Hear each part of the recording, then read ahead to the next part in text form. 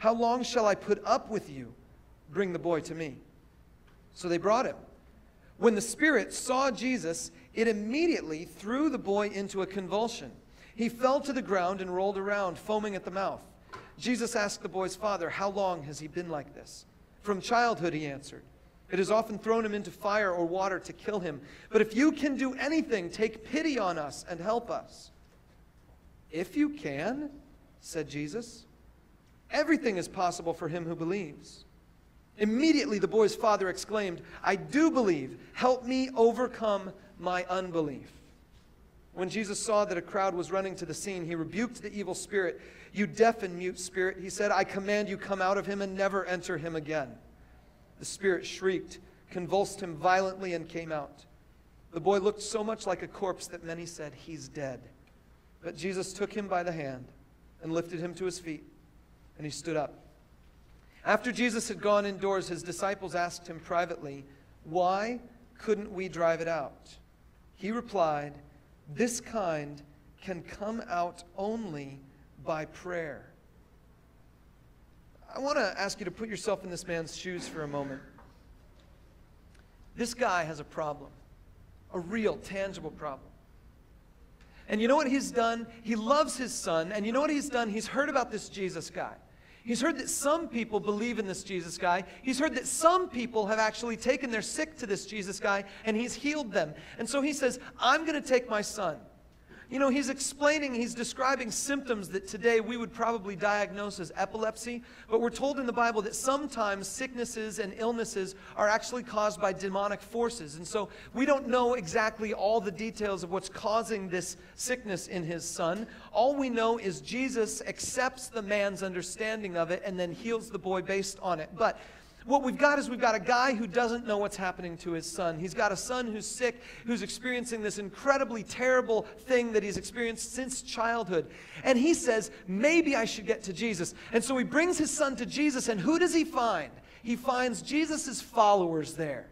And Jesus' followers do their best. They give their best shot. After all, Jesus had given them permission to cast out demons earlier. And so now they think they can do it. And so they're just going for it. And they try to cast out this demon, and they can't do it. So this guy brought his son for Jesus, and he runs into Jesus' followers, and they fail him. They can't do the job. And then did you see what they were doing when Jesus came down off this mountain?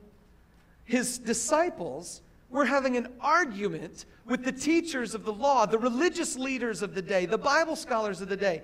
The Jesus followers were in an argument with the Bible scholars while this man is standing off to the side with his son who's sick. You see what's going on here? This guy wants to believe. He's got a hunger to believe.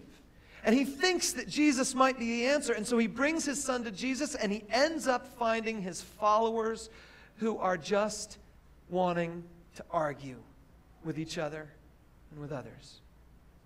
I'm telling you, there are people like that today who have a hunger to meet Jesus, and they come to a church thinking they're going to meet Jesus, and they run smack dab into his followers who would much rather argue with each other than heal this man or find what needs to be done in this man's life.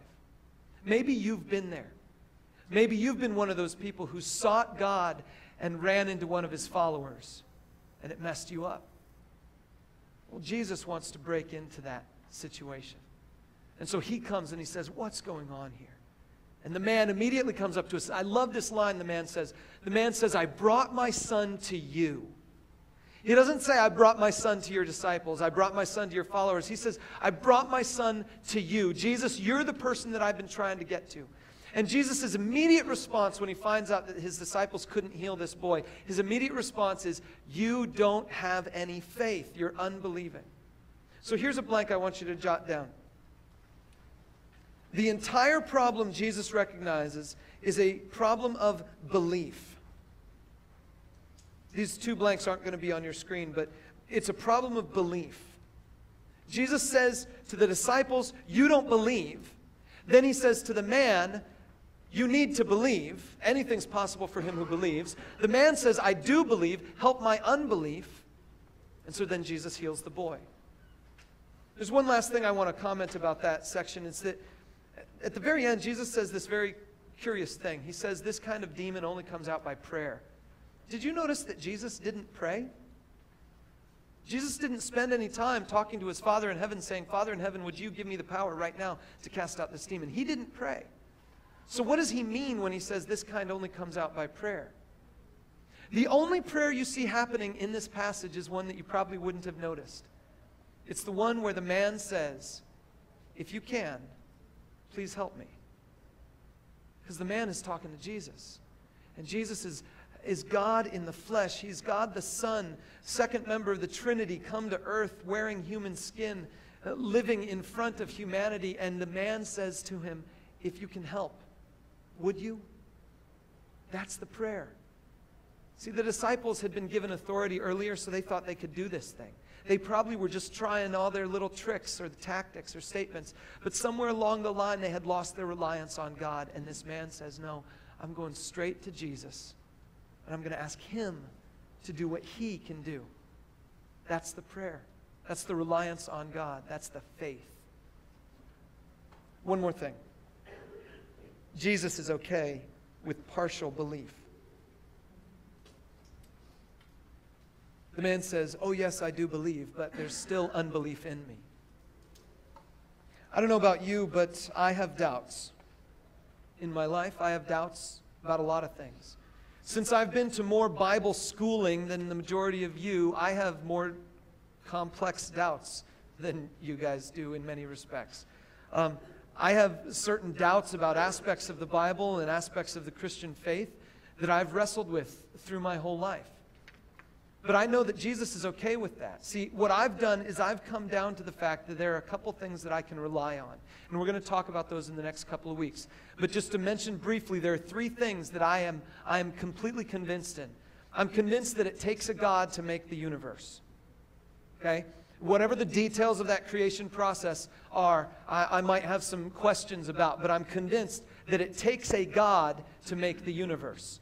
I'm also convinced that there's a man who came back to life. A man who was buried and came out of the tomb. I'm convinced that that actually happened in history.